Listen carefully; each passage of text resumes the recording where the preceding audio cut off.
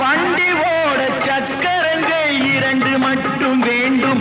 அந்த இரண்டில் ஒன்று சிறியதென்றால் எந்த வண்டி ஓடும்? உன்னை போலே அளவோடு உறவாட வேண்டும். உயர்ந்தோறும் தாழ்ந்தோறும் உறவு கொள்வது அது சிறுமை என்பது அதில் அர்த்தம் உள்ளது. பரமசிவன் கழுத்தில் இருந்து பாம்பு கேட்டது, கருடா சௌக்கியமா? யாரும் இருக்கும் இடத்தில் இருந்து கொண்டால் எல்லாம் சௌக்கியமே.